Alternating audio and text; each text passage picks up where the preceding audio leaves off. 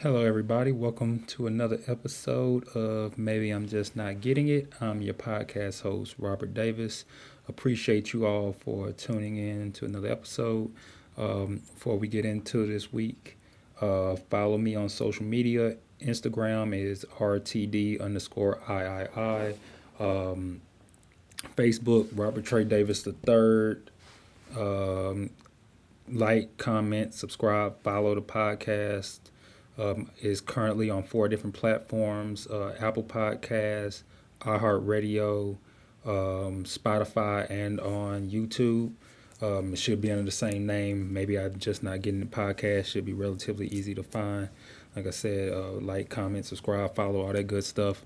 I appreciate everybody's consistent um, support, feedback, um, you know, uh, willingness to serve as guests and wanting to express topics and thoughts and everything like that. It um, really helps kind of keep the show going. So I appreciate you all as we continue on with the third season. So in today's episode, this will probably be one of my shorter episodes because this is kind of another rant, but I don't have as much to really talk about in this one, or I think it's pretty self-evident. I think it would just be beating around the bush to talk about it overly a lot.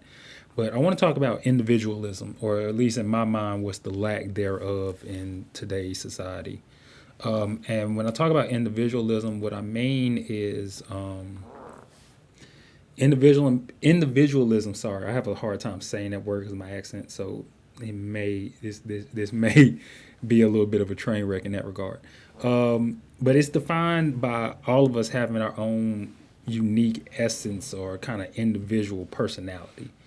And is I think because all people are like snowflakes. No two are the same. We all have different experiences, different memories, different upbringings, different likes, quirks, all that shape who we are in every single way of form. And I think individualism, as a sense, has become lost in our current culture because we favor trends and popular culture and popular things more than I think we have in the past. And I don't know if I should say we favor it more than we have in the past. I think more people favor it. I think there's always been those that follow kind of like the trends and the popular themes and stuff like that. But you've always had those that also kind of was like, all right, I'm sticking to my own path or my own beat and kind of the things I want to do. And I think we've had less of that now for multiple reasons I'm going to kind of get into the show. But I think we've had less of people being comfortable being themselves, being comfortable. And when I talk about individualism, I'm not talking about being different. I'm talking about being yourself. There's a difference between those two. Being different for the sake of just being different is being a follower as well. You're just following a different path. But being yourself, you may, your style, your opinions, your stuff may be similar to somebody else.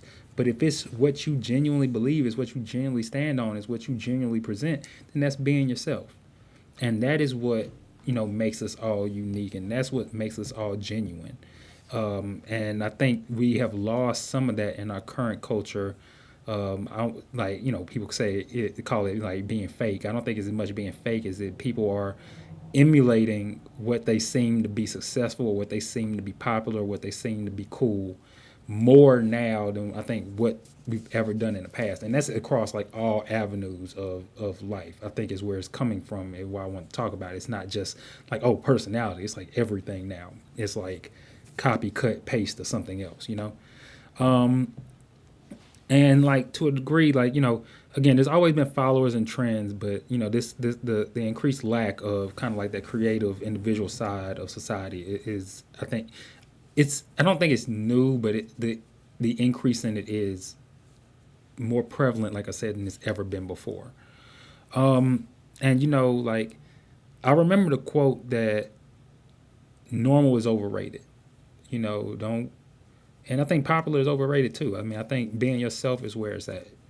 And as far as individual human beings with our own individual essence, our own individual personalities, our own individual things that we value, that we see, that we want to be, that we want to do, we have to stay in that realm of we have to stay in that realm of trying to be genuine and trying to be real to who we are and not just copying, whatever we see in front of us, or, whatever we see that people tell us to do or tell us to be, because we think, oh, that's what they want to see, or that's what will get us where we want to be. Because, ultimately that won't lead to anybody's happiness. That won't lead to anybody's fulfillment or enjoyment of life. And I think ultimately that's what we have to work towards. And like, just as a quote, if I think for this, both of my parents were big on instilling that lesson of being yourself into me, because like my father would tell me every day to be a leader and not a follower. And I think that's the first. I don't think it's the first part of it, but I think that's one big lesson of it. And my mother always emphasized being your own person over somebody else's. And I think when you take those two lessons with you, then you will always walk in your own path, and you will always represent yourself, and you will always speak for yourself and not, for other people or what other things are presented to you. And so I think, why this matters per se is that I think the best ideas, obviously the best ideas in our culture, whether we talk about, or in our history, not just our culture, in our history, whether we talk about from Albert Einstein to Thomas Edison to George Washington Carver to Elon Musk to Charles Drew to anybody, quite frankly, is the fact that they had their own individual thoughts, and they had to think, they had to put themselves and their own ideas and their own self out there, and be creative and be individualistic and challenge the norm. And those diverse trains of thought, those different experiences, those perspectives, when they talk about diversity, bringing, a lot to the table, because we all have different perspectives that we can learn from. All of that matters. Like it does. And it creates, different ways of thinking, different perspectives, different understandings, different levels of empathy that we all can learn from. And you know, if we don't value that, or if we don't, try to cultivate our minds by thinking outside the box, by challenging what's in front of us, by asking questions, by, just going that extra step, then we lose ultimately some of our greatest creations, some of our greatest technological advancements, some of our greatest um, inventions, and some of our greatest ideas are, culturally, our music, our art. All of these are examples of people in the world expressing itself through an individual lens that could not just be cookie cutter cut, into something else. And we get that imitation is a form of flattery, but at a certain point, it does go too far. Like there's a distinct line in my honest opinion between like inspiration and mimicry, or being a fan and being an imitator. And like I think taking inspiration from something, being a fan of something, paying homage to something, that's natural. That's within the human condition to do. I think I think mimicry and imitation comes from a lack of creativity. It comes from a lack of desire to be different, and it comes from a fear of being criticized for expressing yourself in a way that may not be seen as, oh, that's what I would do, or what somebody else would do. And I think that when we get into those ideas of imitation and mimicry, th- that's where we take it too far. Like for example, and I'm not an example part yet, but for example, there's a quarterback for the University of Nebraska. I forget the young man's name, Raiola or something like that. He has completely imitated everything about Patrick Mahomes, the quarterback for the Kansas City Chiefs, style. down to his look, his mannerisms, the gear that he wears, his style of play. I think that's weird. And it's weird that people not accept it because you can't tell them not to do it. But it's weird that people don't be like every time, like, bro, that's weird as hell. Like, and because it's one thing to be a fan, like, there was when Allen Iverson was hot, there was white kids with cornrows and the tattoo on their necks and like getting the fake tattoos on their necks and headbands and stuff. Yeah, yeah, that's taking inspiration. It is a similar sort of fanhood, but that I think when it becomes so popular, like even with the podcast, who was the podcaster, but the guy what was his name, Smirkio, the fake Dirk. Like there's a lot of that where people are famous for imitating other people. Like that is so weird to me, and I think it's we've gotten into this line of that being popular or that being acceptable, and I think we have to go back to socially not outcasting, but socially disapprove, not even approving, just socially not wanting to be a part and just leaving that shit at home. Like I'm not be a fanhood. I'm not going to play into that. You know what I mean?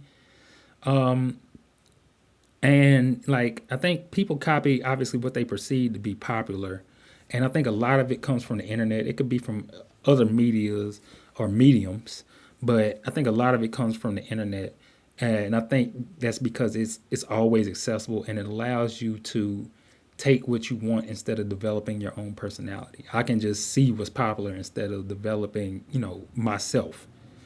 And I think that is a problem that we need to solve in terms of, and I don't really know how you do because it's not like you can restrict the access to the internet. It's not like you can restrict people's ability to use the internet, and nor should you.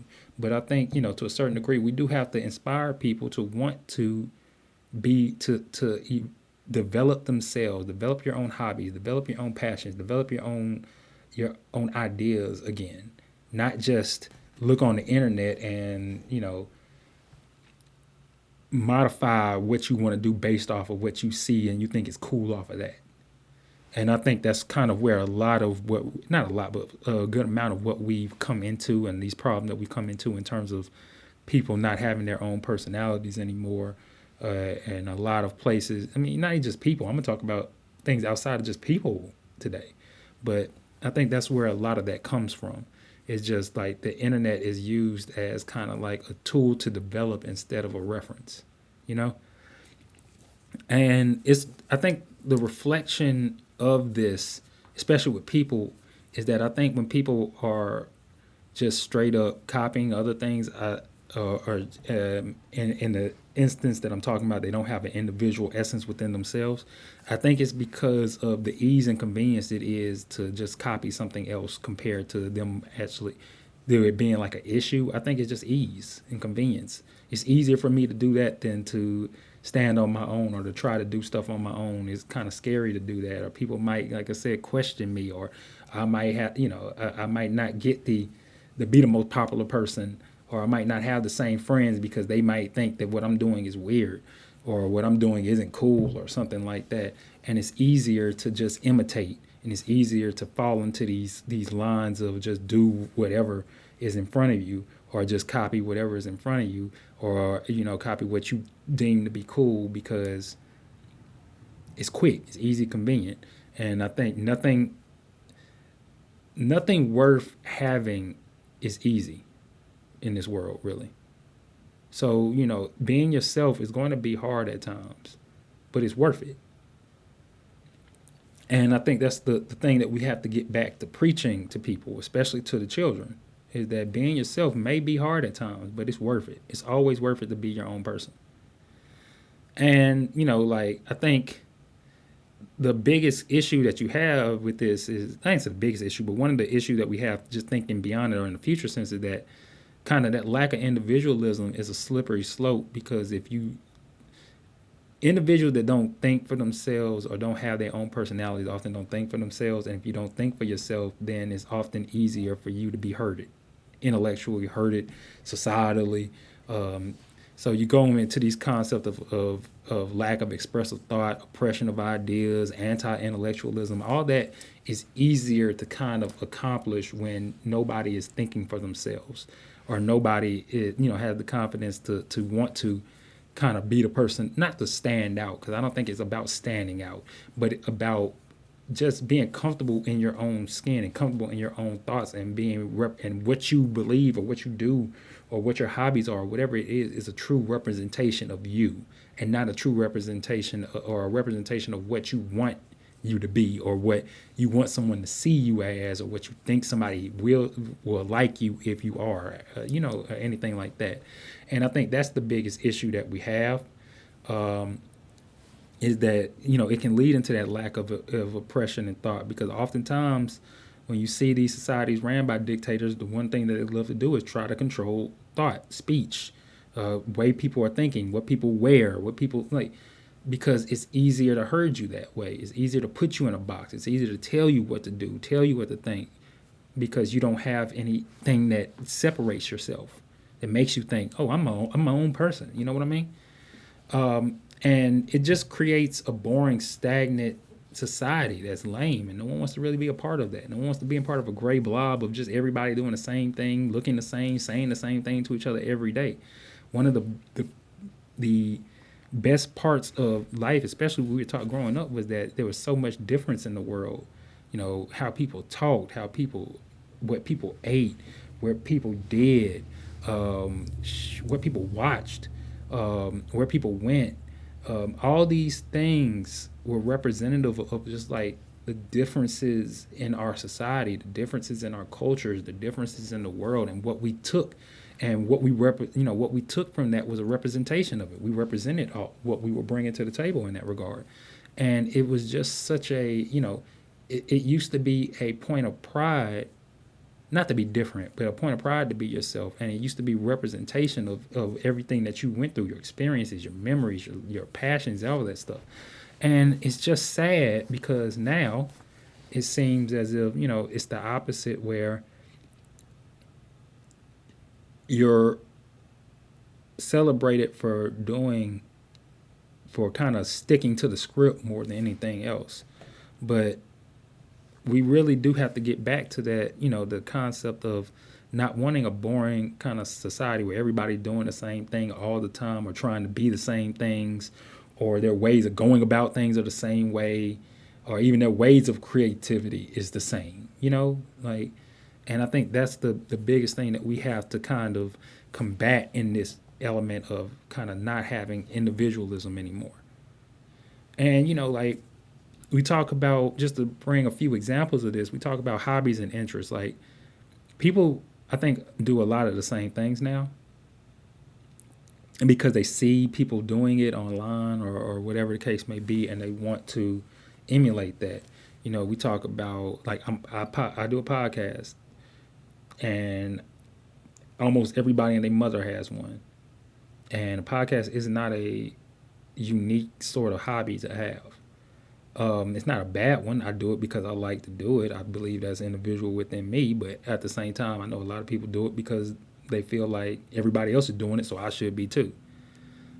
Same thing with streaming. Same thing with trying to be, an influencer or an Instagram model or something like that. It's like everybody's seeing stuff that they see on the internet people doing. It's like, oh, I should be able to do that too. That looks like, and not even that it looks cool or anything like that. It's just like, oh, that seems like something to do. Maybe I should do that to get my face out there. Maybe that's my, and I think looking at life and looking at hobbies and activities that way is a fast track to not enjoying the things that you do in your spare time. And that's a real fast track to depression and anger and all that sort of stuff.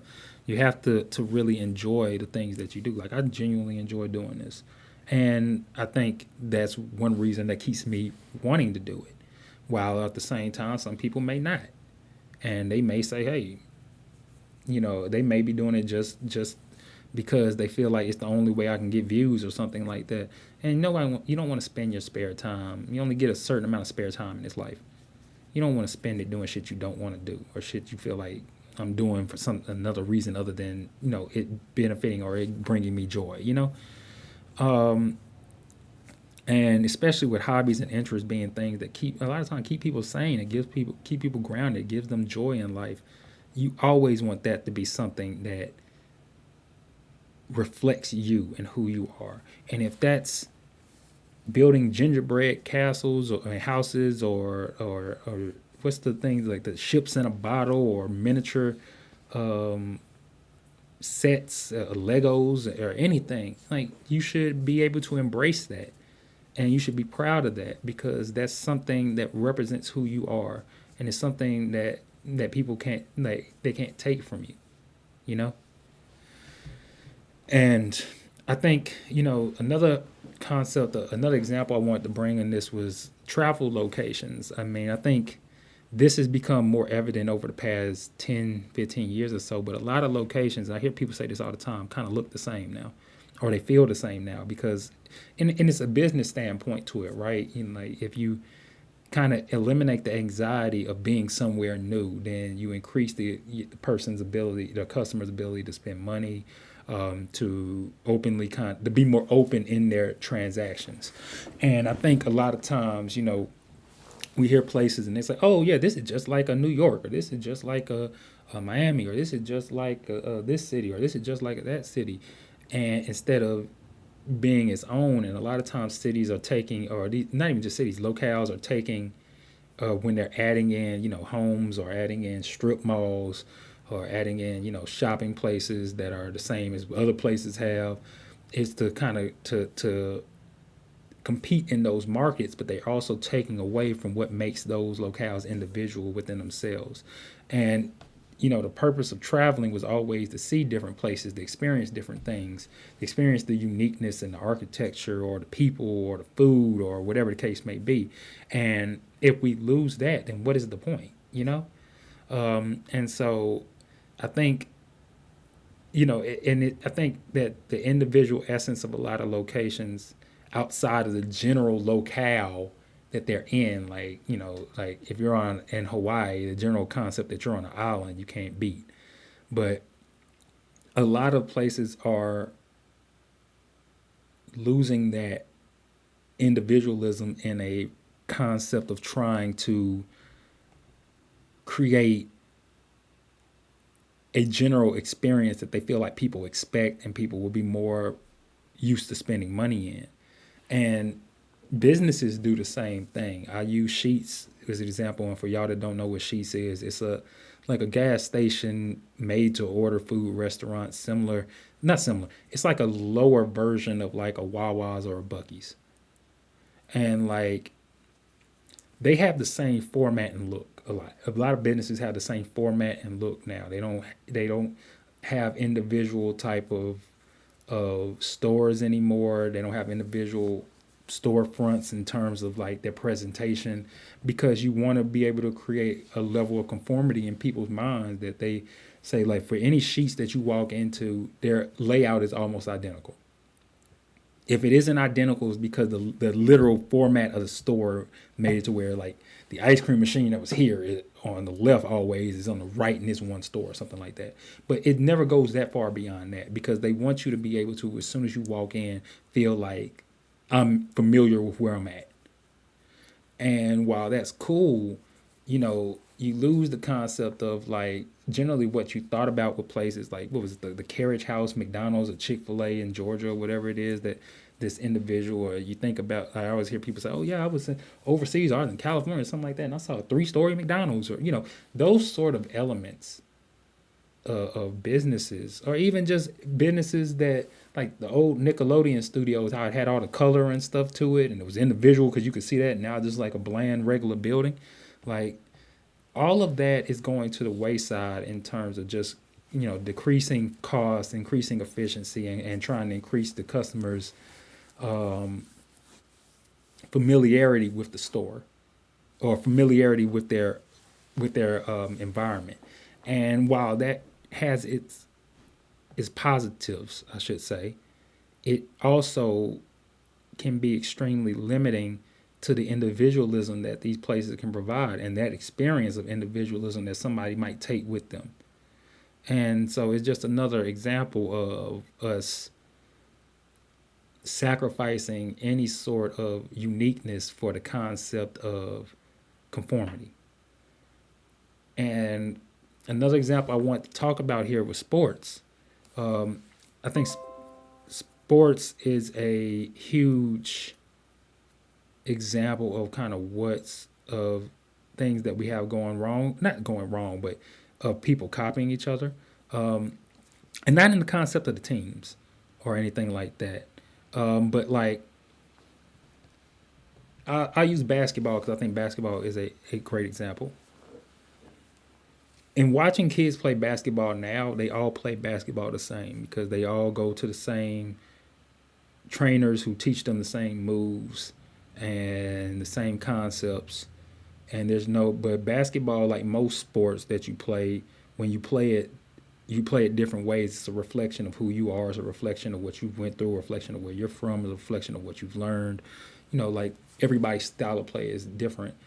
Like the way that James Harden plays basketball is different than the way that Dwayne Wade played basketball. That was different than the way that Michael Jordan played basketball, which is different than the way that Dominique Wilkins played basketball, or the way that Charles Barkley played basketball, different than the way that Kevin Garnett played basketball, different than the way that Tim Duncan played basketball, different than the way that LaMarcus Aldridge played basketball, different from the way that Blake Griffin played basketball.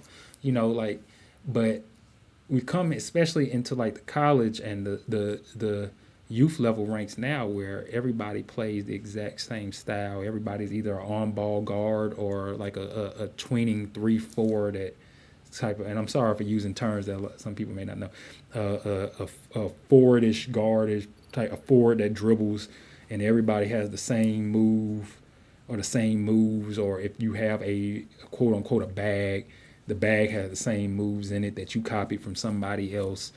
And it used to see people, especially back in the younger, when I was younger, like styles made matchups, and like you could watch Gary Payton and you could watch Jason Williams and you could watch two great basketball players that were completely different from each other.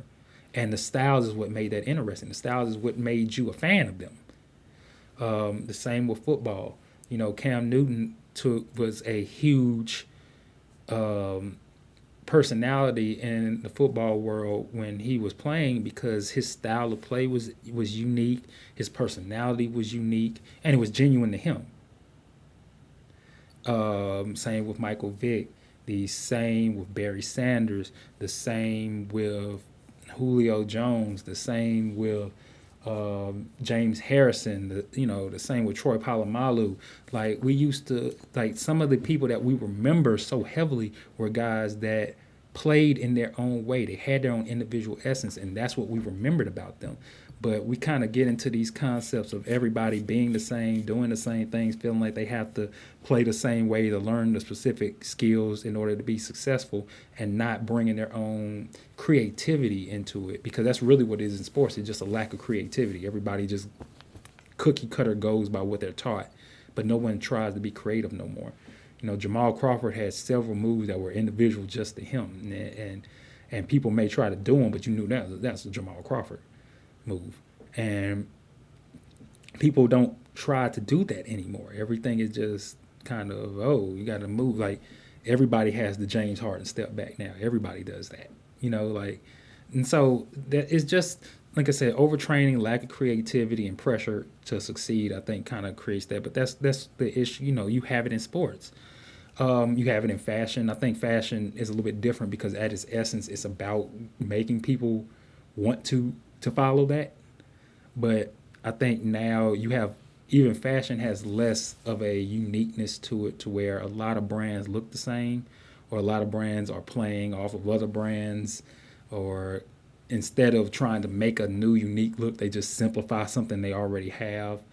And I mean, you see a lot of kind of lack of creativity, because lack of individualism is a lack of creativity. And I think that is reflective in a lot of fashion now.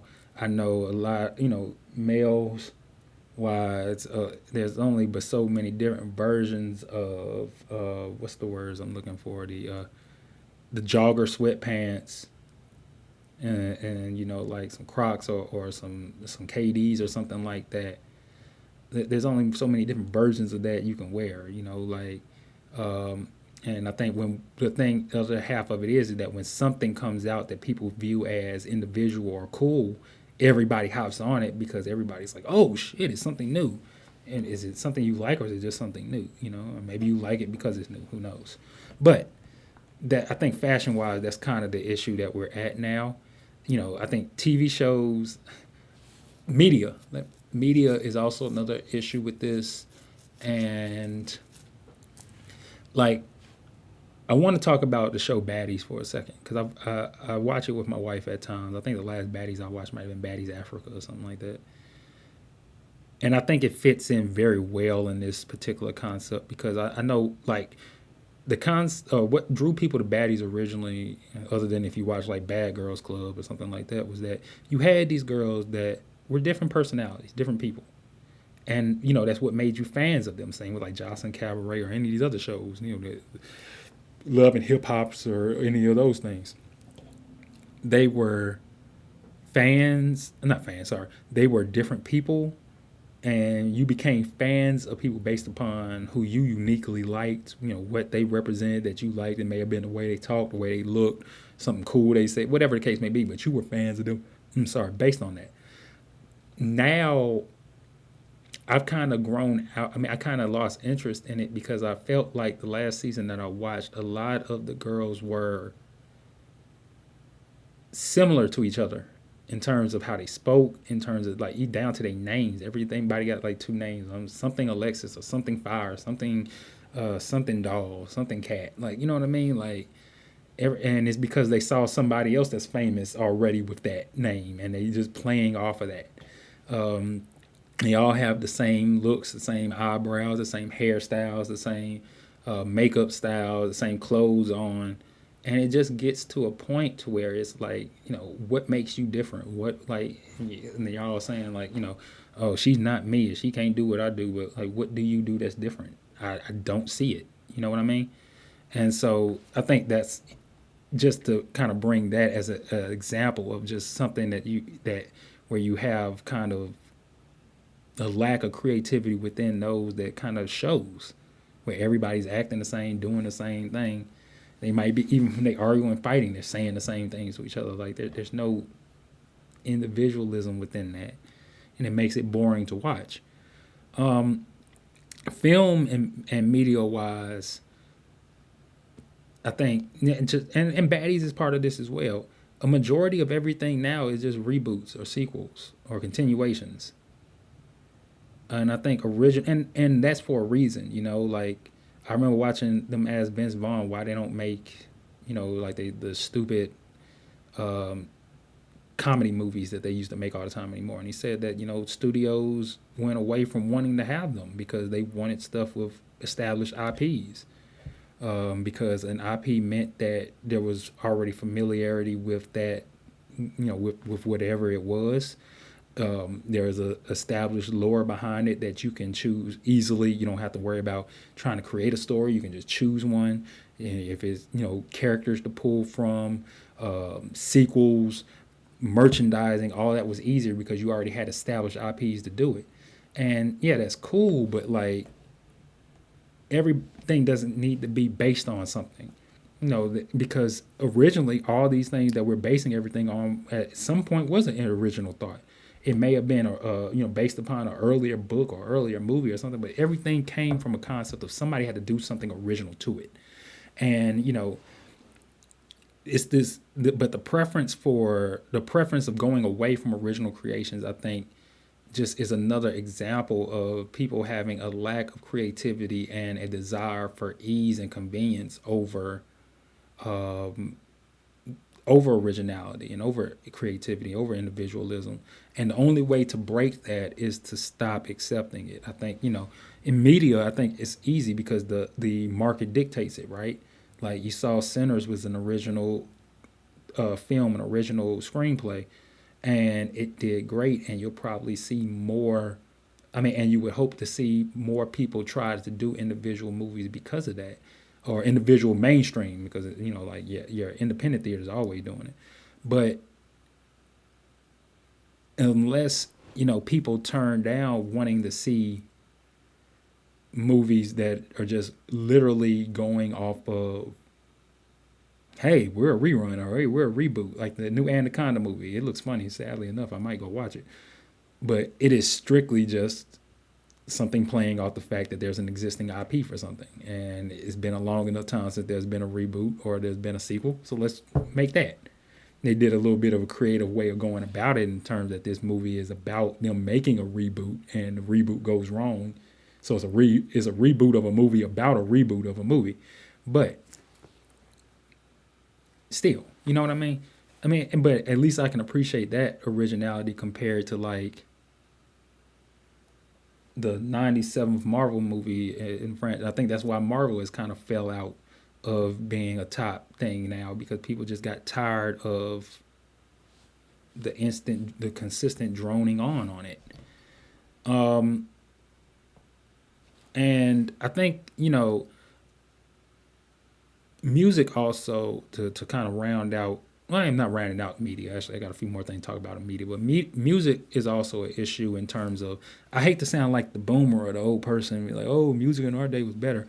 I don't know if it's better, but I do know that a lot of artists now version of sampling. Because there's nothing wrong with sampling. Everybody samples music, but there's a lot more songs which are not, in my opinion, samples, but they're just remakes of the original song, where you used almost the entire beat, or you used their entire hook, or you used lyrics that were popular from the original song to pretty much sell that song, or and you changed a few things, but that's not really new music. That's literally kind of, in my opinion, a lack of creativity in terms of not being able to create your own ideas, or using something instead of being able to create your own ideas. And I think that we have. Another thing where it goes back to, if us as consumers turn it down or turn it away, then the market will change what is dictating to want, because there is, it just isn't there anymore, or that desire or that want isn't there anymore. Um, and even with video games, right? I think video games are similar to sports in the concept that everybody plays the same games. They play the same, even when they play the same game, they're playing with the same people. They're playing with the same teams. They're playing with the same guns or loadouts or whatever the case may be. They're playing the same game modes, or they use the same strategies that they see online. Nobody is trying to, use people that they like. They only use people that they feel like are the best players, or you don't try to learn the game or learn different strategies or learn with different teams or people. You just want to like do that because you don't want to lose online, so you just strictly just keep doing the same thing all the time, and it makes a lot of the gaming. I talked about this last season with the gaming episode we did. It makes a lot of the gaming world stagnant and not fun as well, because nobody is doing their own thing anymore. Um, and so I think that's also an issue. Um, and then AI. AI is the thing about AI is AI on its own can't create an original thought, right? Like it can't. Like, and what I mean when I say that is AI on its own can only regurgitate what is seen or what it believes to have seen. And it can create something based off of imitating or mimicking something else. I can ask AI right now to create me a picture of Bugs Bunny high fiving Mario on a boat in Italy, and it'll do it. But it's going to do it based upon what it's seen other artists paint Bugs Bunny, what it's seen other artists paint Mario, Italy, and it's going to take all these different established ideas and try to form them into one. That's not particularly creativity, and I think the problem with AI is not that it's bad, but when we use AI to create so heavily for us in terms of music, in terms of art, in terms of literature, in terms of academia, in terms of just everything that we use, then we're immediately succumbing to the concept of not having individual thought or not having creativity anymore because we're literally relying on a source that is not creative. You know what I mean? And it's just sad to see.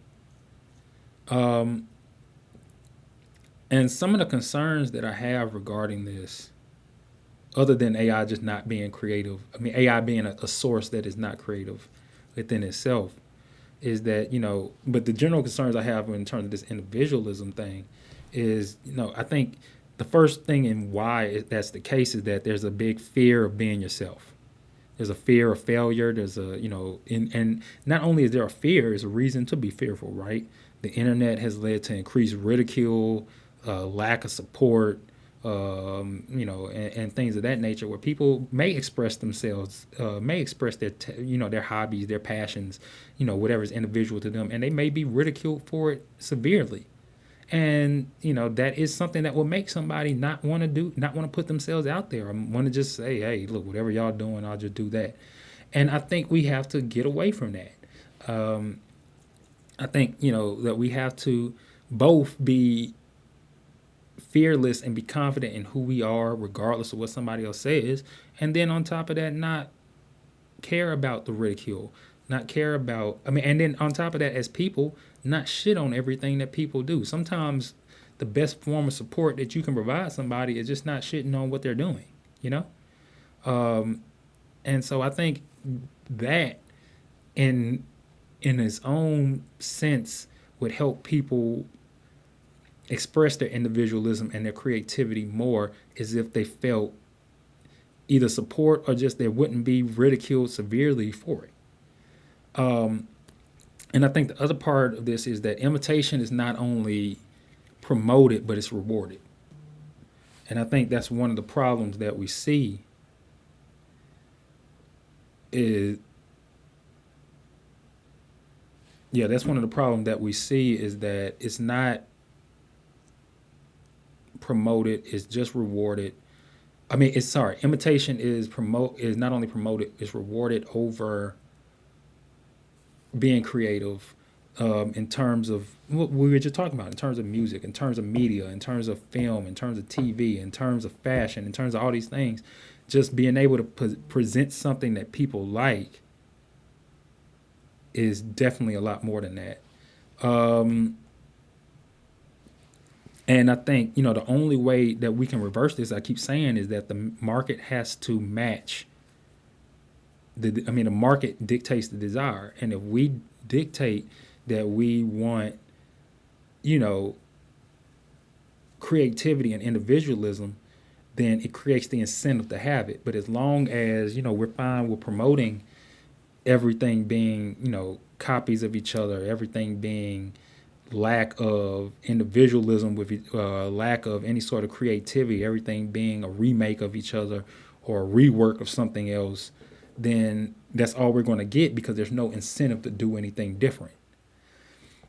And I think the other thing is that when we talk about the incentive, is that people also accept and praise these examples of lack of the lack of creativity examples, which again, it further going to incentivize that, right?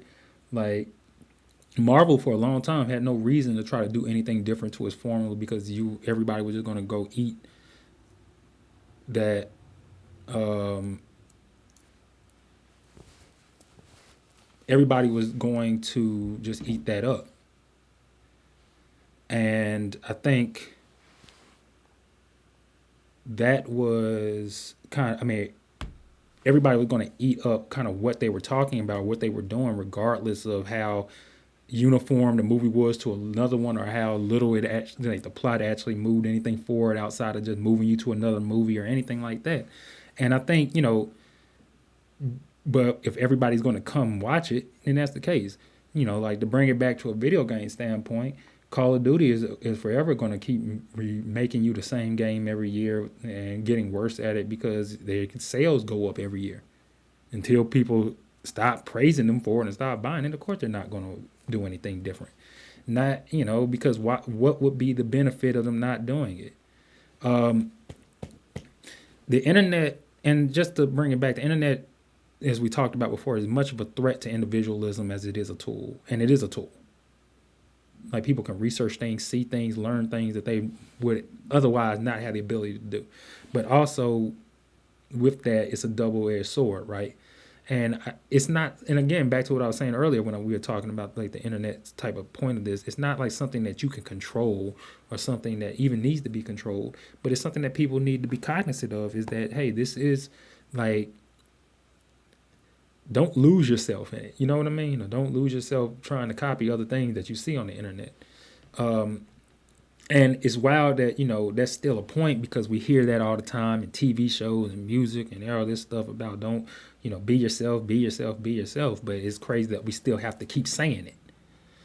And, to come back to the AI point just for a second, an over reliance on it is ruining creative thought process because people just would rather, it's easier just to be like, oh, what did AI say?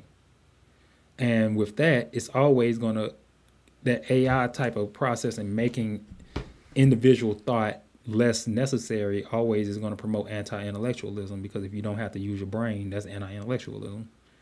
And so we have to always be cognizant of our reliance on AI and using it because it's a great tool to have. I'm not trying to downplay it in that regard, but not making it a issue beyond comparison. I mean, not making an issue beyond comparison, not making a tool that is used beyond everything else, beyond any comparison to anything else, I should say. And if we do that, if we're able to kind of not overly just submit our lives to it, then we can still be able to use that and be able to think for ourselves as well and be able to create for ourselves as well. But if we just kind of turn off our brains completely to just say, hey, let AI handle it, we're always going to be in an issue of this or a threat of this anti-intellectualism, which, as I was saying, I think I forget the episode I was talking about, it makes it easier to control you, easier to herd you mentally. I think part of the problem with the lack of individualism, or one of the results of that is everybody is so quickly to want to classify themselves and each other now, whether that's based on your race, your gender, your sexual preference, your religion, your age, your hobbies, or whatever the case may be. Everybody wants to classify themselves because it's so easy to be like, I'm this, I'm this. It gives you almost a personality. You know what I'm saying? I'm this instead of I'm myself. And like, I'm a black male. Being black or being a male is not the only parts of my personality. Uh, uh, um, I'm a Q. Being a Q is not the only part of my personality. I'm a husband. Being a husband is not the only part of my personality. Um, like, I think there has to be more to it than, just than us just categorizing ourselves off of one thing. And if we continue down this road of not thinking for ourselves, it becomes easier to do that. And so to conclude, I think the differences between us are what spawn kind of that creativity and uniqueness of society. And we can't lose that. We literally cannot lose that because that is what builds us. That's what we remember about each other. That is what we think about each other. That's what we see and is what we value. Not just in each other, but the world around us. We see beauty in that. That inspires us. And if we lose that, I think we lose a lot of that inspiration and that spark of the world.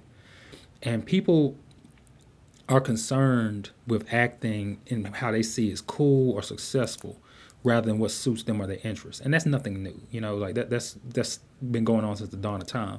But I think it's more now because I think more people are seeing success come for others easily, and they want it too, and they're willing to sacrifice that to get it. Where I think back, I call it like the instant celebrity. Like it's so easy to be a celebrity now. Well, back I think they used to say you used to have talent to be famous, and I think that was kind of where that line kind of drew. While now it's just you can do anything and be viral, be famous for 15 minutes to however long you want to be. And so where do we? And there's different levels. Everybody's a celebrity to somebody nowadays.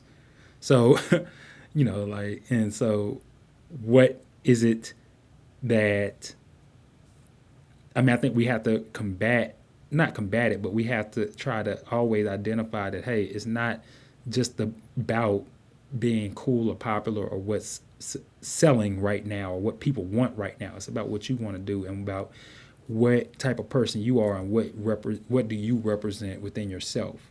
And you have to be comfortable within yourself. And that may be doing some of these similar things, but as long as it's within yourself and you truly are with that, then that's great. But if you're not, then there's no reason for it. You know what I mean? And it's more than just being different. When we stop thinking for ourselves, we're easier to control, we're easier to manipulate. That's what I was saying earlier about the anti-intellectualism.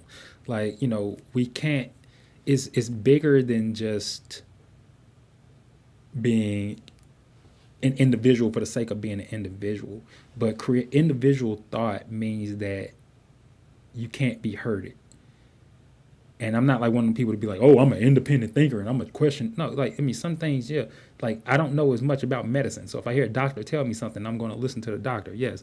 But independent thought and creative thought is what drives us to be analytical. It what drives us to ask questions. It's what drives us to pontificate, to theorize, to think, and like without that, we just become pretty much slots to be, to for people to play with and to do what they want with, and we lose what brings us ourselves. And I think when, just to wrap it up, when everyone is copying each other, things are lame. I mean, I don't think anybody would disagree with that. And so, what I would leave y'all with is that if you didn't take anything from this episode, I would say just to dare to be different, or better yet, dare to be yourself. That is some of the best advice I think anybody could ever have. It's just to dare to be yourself. So I appreciate y'all for tuning in to this week's episode. Again, I'm your podcast host, Robert Davis. This is the Maybe I'm Just Not Getting It podcast. Follow me again on Instagram, RTD_III, Facebook, Robert Trey Davis III. Don't know why I forgot my own name there. Like I said, follow, comment, like, subscribe to the podcast on Apple Podcasts, iHeartRadio, Spotify, and YouTube. We are, and I'm gratefully appreciative of all of your support, your continued support, and everything that you all show me week to week, season to season with this. And so, we'll keep it trucking. All right, I appreciate y'all for tuning in, and I'll see you next time. Peace.